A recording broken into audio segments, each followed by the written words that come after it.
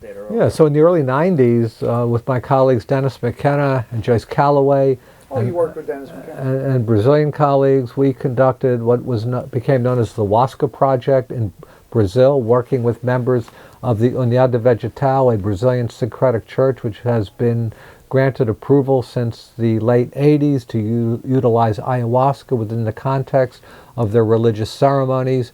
We essentially conducted out in the rainforest outside of Manaus in Brazil, a phase 1 study looking at the range of physiological effects and psychological effects, and found that amongst our subject population, all of whom had been members of the UDV for at least 10 years and participated in twice monthly religious ceremonies using ayahuasca as a psychoactive sacrament, that their physiological and psychological health were very strong, that indeed they had, many of them, improved psychological functioning from the time predating their introduction to the ayahuasca church and regular ayahuasca use. And we were able to establish a very strong safety profile for them. Later in the early 2000s, with my colleague Marlene Dopkin de Rios and some, again, Brazilian colleagues, we did a thorough assessment of adolescent children of Brazilians who belonged to the UDV, whose adolescent children had participated in family sessions where ayahuasca was the psychoactive sacrament. And we established that these young people... How young? Teenagers, post-pubertal. They all had strong psychological health, good function, highly functional young people. We had a non-ayahuasca exposed control group, and we found the only difference between the two groups was the kids from the ayahuasca religion families who had participated in ceremonies themselves were far less likely to have experimented with alcohol or other substances. Some of these kids were exposed in utero.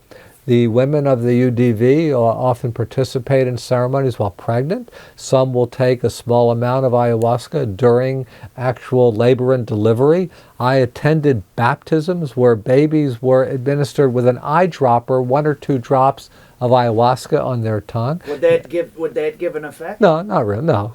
It's symbolic. It's symbolic, and children are not exposed to ayahuasca until they reach puberty, when they're given the choice of participating in family sessions with their parents and grandparents. So, and you can't really say that as long as it's given properly that there's any negative... Within the context of the UDV, and granted they monitor their congregation very, very carefully, both medically and psychologically. It seems to be very well tolerated, and we saw no adverse outcomes that could be attributed to the ayahuasca. How widespread is ayahuasca usage in Brazil? Well, in Brazil, the UDV at this point in time probably has 15,000 members. They have branches in the United States, but probably constituting no more than a couple hundred people in a few cities. There was a big... Is it legal here? Well, there was a case that went to federal court in the early 2000s. I was actually an expert medical witness in federal court in New Mexico. The UDV there was had their ayahuasca taken by agents of the DEA, and they continued to hold their ceremonies, but using water as their sacrament. But they also retained the services of a very, very expert attorney, Nancy Hollander, who's really an outstanding attorney, who put together an excellent case that went to federal court. I was the expert medical witness. I was actually on the witness stand for 6 hours over 2 days. The case was heard over 2 weeks, at the end of which the federal judge, who was a conservative Republican, ruled to support the UDV's freedom of religion to take their ayahuasca. It was appealed by the U.S. Justice Department. It went to the 10th Circuit Court of Appeals in Denver, where first a panel heard the case and ruled 2-1. to uphold the federal judge's verdict. It was then appealed to the full circuit court, which ruled 9-5, again to support the UDV's freedom of religion rights. It was then appealed by the U.S. Justice Department to the U.S. Supreme Court, where they ruled in 2006 unanimously that the UDV should have their freedom of religion rights protected. So they're within the UDV, they're allowed to take ayahuasca. Now, granted, this is only a couple hundred people. Could I go join the UDV? No, you would need a special invitation. You can't just attend a ceremony. Now, on the other hand, there's another Brazilian church, the Santo Daime, which has far more members. It's while the UDV has a very tight hierarchy and tight control over their process, the Daime appears to be somewhat looser. They established a big center in Oregon, which took their case to the state courts, and they were supported in the state court. So the UDV had federal court support, whereas the Daime had state court in Oregon. So different levels of support, but within those two religions, members will make the case that they have sanction. And the Daime is more open to individuals wanting to have an experience. Well, okay, so ayahuasca tourism, yeah. Okay. All right. So, ayahuasca tourism, it's not a phenomenon in Brazil. Mostly it's occurring in Peru, where retreat centers exist, where North Americans and Europeans are going down in increasing number to have experiences. Some of the facilitators at particular retreat centers are highly skilled. Many of them come from a long lineage of ayahuasqueros, fathers or mothers, grandfathers, grandmothers who are in this line of healing. And it comes from a mestizo healing tradition within Peru. There are other facilitators who see an opportunity for profit. This has just been passed down for thousands of years. Yeah, it has passed down for many, many generations, absolutely. So, but other centers are staffed by individuals with far less training, far less ability, and that's where problems can arise. So that's problem. There's been some deaths. There have been a few deaths, a couple under mysterious circumstances, not clear what happened, but again, they appear to be centers where you don't have the level of expertise and knowledge that you do in other settings there. So would you say that ayahuasca, psilocybin, and even MDMA usage is something that a mentally healthy person in the proper setting is something that would be beneficial to their life? There is that potential, but again, it's set and setting is critical. Who that individual is, what the reason for having this experience is, what their underlying vulnerabilities are, and then the setting, where they take it, who they take it with, how protected is it. These all come into play, but there is a potential to have a very, very valuable, even transformative experience. Absolutely. So when I was in Brazil, in Manaus, conducting our study in 1993, our hosts in the UDV, whom we were working with quite intimately and who were really assisting us quite a bit in the collection of our data, because the UDV had a strong belief in science. They believed that science would prove, and they believed in fair, objective science, but they were very confident that the science of ayahuasca would provide a very favorable bill of health, which in the end we found.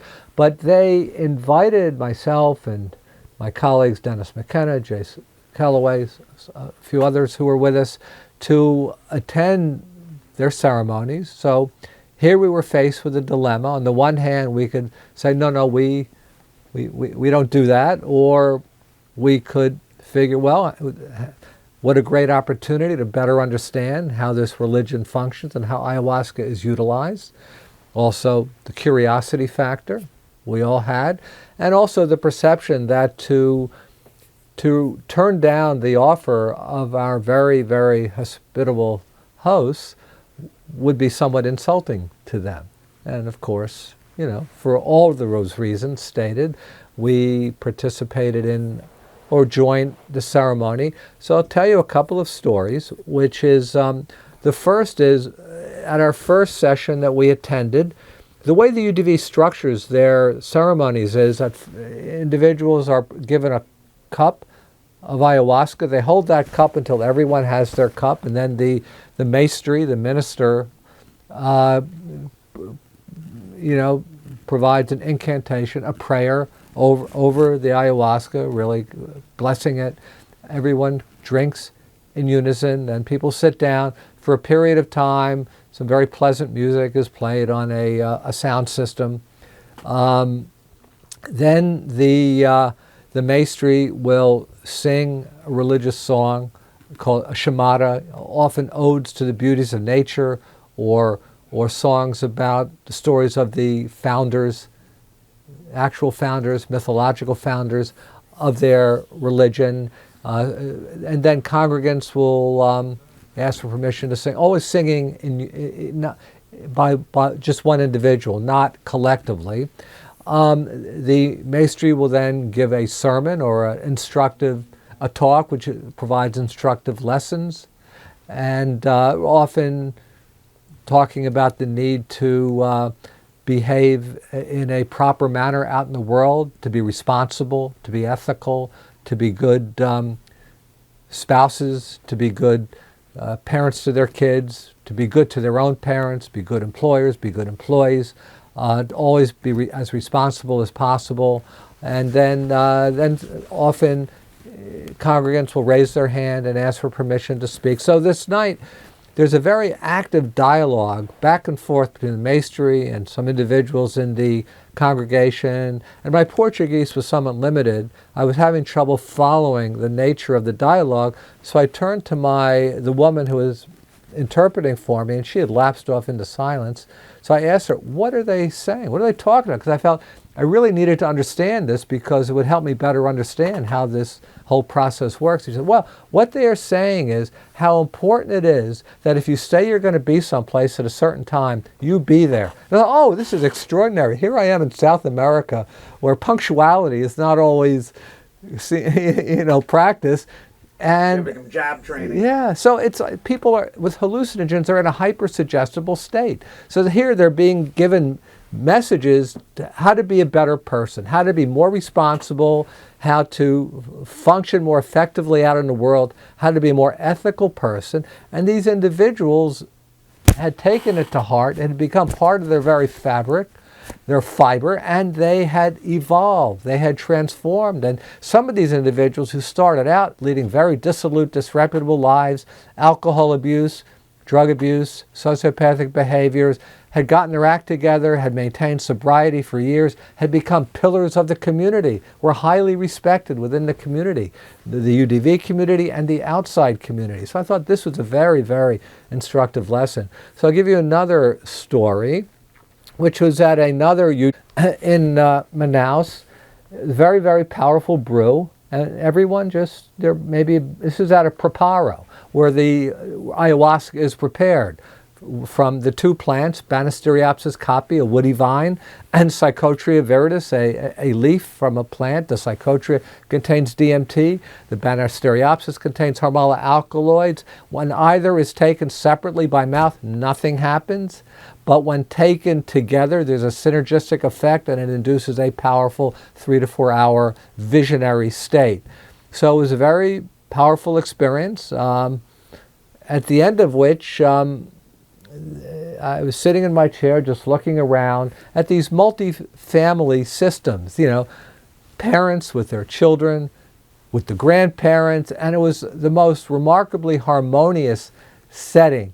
And I was just really, really struck by just how peaceful it was, the harmony, the collective feelings of regard and even love for one another. And so I turned to Dennis McKenna, my colleague, who was sitting next to me, and I pointed out to him what I was observing. And so Dennis said, that's right, Charlie, it's just like the Mormon church, only on psychedelics. Yeah, so that's Dennis. My limited attempt to give a Dennis McKenna imitation. Yeah, I mean, he's quite a central character. He's a in character. All of this. Dennis is a character. Dennis is he's a great individual.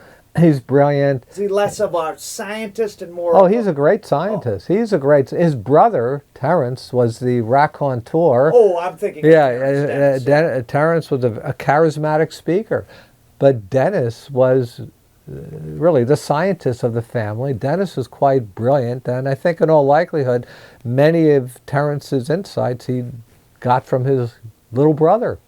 So Dennis has been a friend for many, many decades. He was my primary collaborator with the ayahuasca research, and Dennis is still going around the world, exploring different plants from an ethnobotanical perspective, and very active still. Do people like you and him see, a human, 50, 100 years from now, where society's been transformed by these? Well, we got to get through the next few years first. Remember, we're living in Trumplandia, so who knows how that will play out. But ideally, down the road, and really for this world to survive, there's going to be transformation on a massive level, and these are agents of change. They're catalysts for change, and there is that potential. They have to be used wisely, with the greatest of respect, with great attentiveness to safety parameters, and also attention given to containing the hubris and the egomaniacal behavior that sometimes arises from these phenomena. But there is that potential. It may be a long shot, given the obstacles we're facing, and yet what other hope is there? Okay, one more question. Of children, adolescents, and their families. So this is an extremely active setting. We have one of the biggest psychiatric emergency rooms in the country.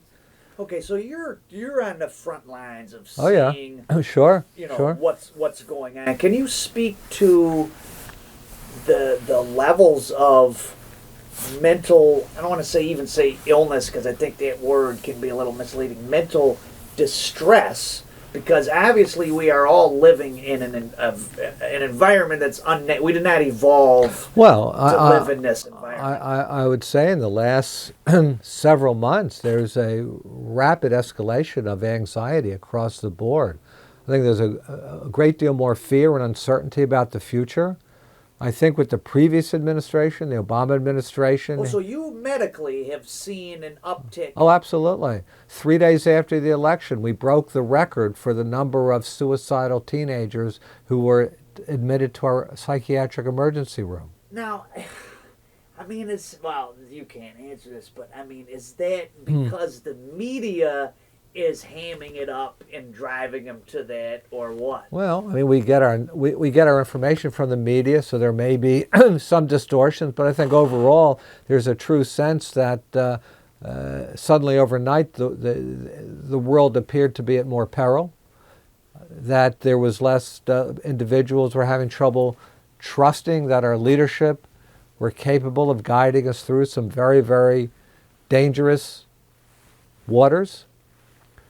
Much of our patient population here at my hospital are Latinos. Some of them are undocumented immigrants. Some of our kids we see, they may be legal because they were born here, but their parents do not have legal papers. Their anxiety for the disruption that may be caused to them personally and to the rest of their families is extraordinary. So I'd say to the degree that there was always a kind of a undercurrent of anxiety and trepidation for the future, it has escalated by an exponential degree over the last several months.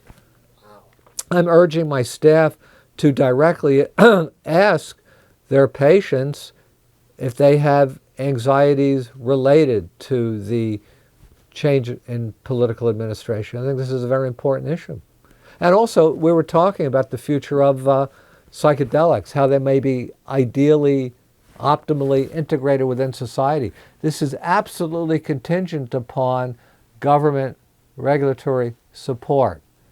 Is that we have felt that we turned the corner back in the early 90s or the early 2000s, getting approvals to conduct our study, being able to conduct the studies properly, safely, getting very encouraging results. But will the new administration want to take us back to the drug wars of the 60s, which included repressing this work? That's a big open question. We don't know. The future will reveal itself, but it's hard to predict at this point. That's interesting.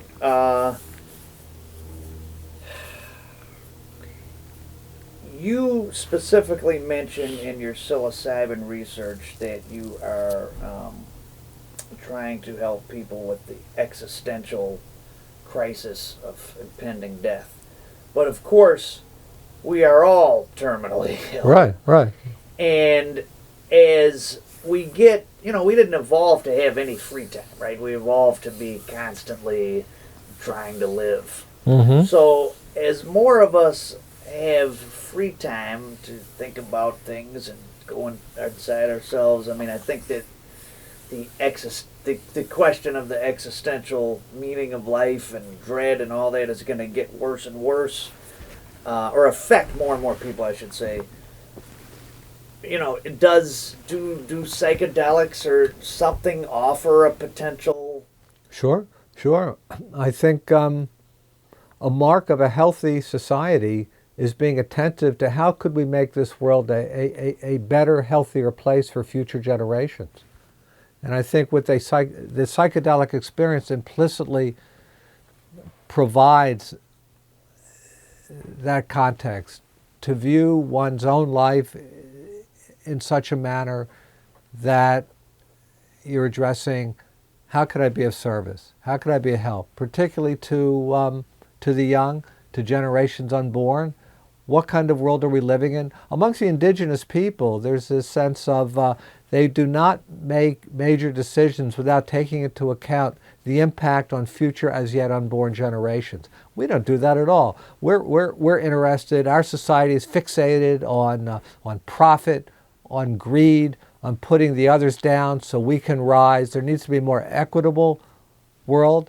There needs to be a world where we're addressing the potential for environmental catastrophe, which is looming ever large, especially now that we see that the EPA is being dismantled. We're pulling out of international environmental control treaties. This is very, very terrifying. And I think the psychedelic experience opens us up to nature, opens us up to what is going on in the world around us, and I think there's that potential for it to catalyze us to even take some action, whether it's simply to speak to our friends, write a letter to the editor, attend a town hall meeting of our local politician, or whatever level you want to take it, volunteering to be of service for children, injured children, psychologically injured children, children living in poverty, engaging in philanthropy, what have you. But basically to break down the barriers between different peoples around the world to help perceive that we're all in this together, and how we might be able to infuse meaning and purpose into our lives could be a collective cause. So there. I got one other thing to say.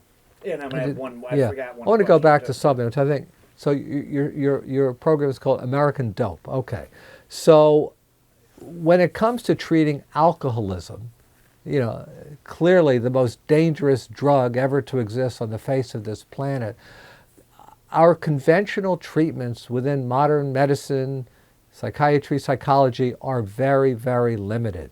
But when you go back in time to the pioneer research in the late 50s with Humphrey Osmond in Canada, and then into the 60s, some of the work of Stan Grof at Maryland, other investigators as well, you find that the optimally conducted hallucinogen treatment model for chronic alcoholism has a very strong range of effectiveness, far more so than anything conventional medicine has ever come up with. We also observed this in our research with the Brazilian Ayahuasca Church, the União Vegetal, that some of their membership were mired in serious alcoholism, drug addiction, sociopathy before their entry into the ayahuasca religion, and since then their lives have transformed and they've been able to maintain absolute sobriety over this time. So why is that? Grob and others, as well as going back to Osmond, believe that it was the experience of a profound psycho-spiritual epiphany that allowed individuals to kind of part the veil, see through, derive tremendous insight into themselves, the world around them, and a sense of a path that they needed to get on in order to heal. So Osmond's work in Canada in the 50s found that amongst his large group of alcoholic patients he had treated, he broke them up into thirds. 1/3 relapsed fairly quickly after their one high-dose hallucinogen session. Another third maintained sobriety for a while and then relapsed. But a final third maintained sobriety throughout the length of the multi-year follow-up period. And he then looked to see what distinguished that group from the other two groups. And he found that that final group were more likely to have experienced a mystical level experience, a profound spiritual religious experience that provided meaning and really facilitated a profound transformation of their lives. So I think psychedelics or the hallucinogen treatment model have great potential value in addressing the endemic scourge of alcoholism and drug addiction in our culture and other cultures around the world. Okay. There you go.